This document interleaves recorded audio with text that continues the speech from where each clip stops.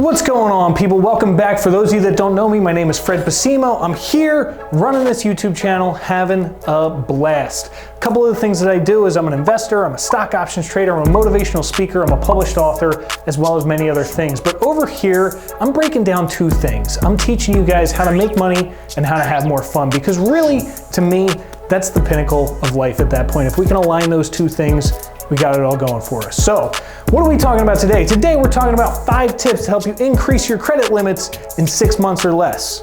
Let's jump right into it. For those of you that don't know my credit story, let me break it down for you. About 9-10 months ago, I had about $4,000 worth of available credit. And one of the first thresholds that I wanted to hit with that credit was 10xing it, going from $4,000 to $40,000 worth of available credit.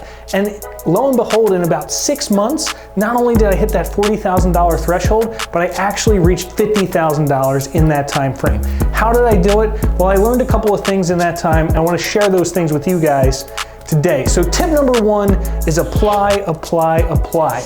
Guys, you want credit? You gotta ask for it, just like anything else. That is the number 1 biggest key that I see people missing when it comes to getting credit and increasing their credit limits. And one of the biggest reasons for that is because a lot of people are afraid of hard inquiries. But don't worry, I made another video on hard inquiries. You guys gotta go check that out, on all the reasons why you shouldn't worry or shouldn't be scared of hard inquiries anymore. Tip number 2 is to ask for as much as possible. So you ever sit there with the banker and the banker's going through the whole application with you, and then they get to that one little question and they say, how much do you want to apply for?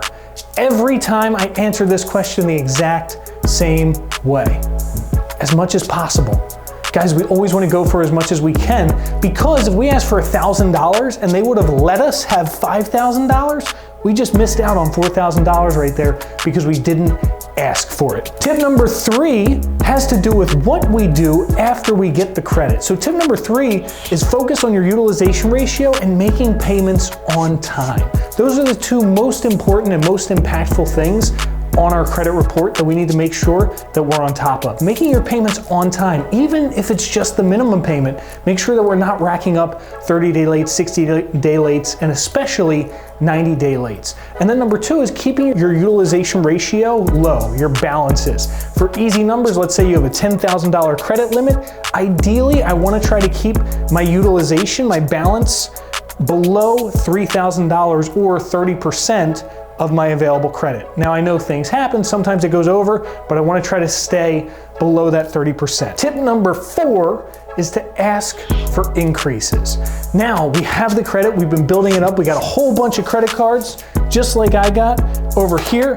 Right? I never know what I'm gonna say on these things. I'm just kind of rolling with it. We got a whole bunch of credit cards. We don't know what to do with them, right? So now we wanna take those credit cards and we wanna ask for increases. So now we're applying for credit and we're asking for increases at the same time. We're bundling it all together and we're growing our credit even faster.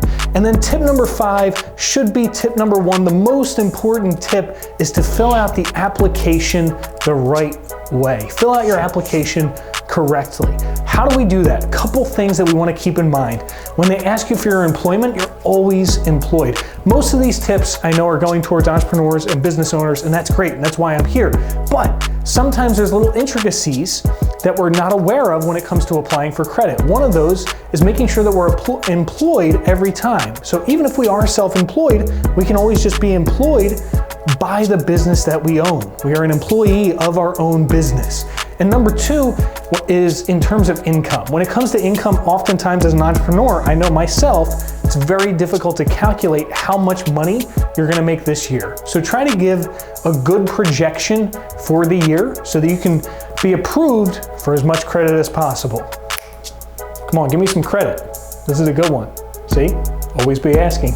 So that's it, guys. I hope you liked this video. If you did, give it a big thumbs up. Don't forget to subscribe, turn notifications on, and jump down in those comments, guys. I want to hear from you guys. If you have questions about credit, about money, about investing, let me know. Let me know if there's any video suggestions that you want for the future, and I will talk to you guys in the next one. Peace. All right, let me know when I'm ready. I'm all jacked up here. Can't even stand right, am I? How do I sound? Do I sound alive?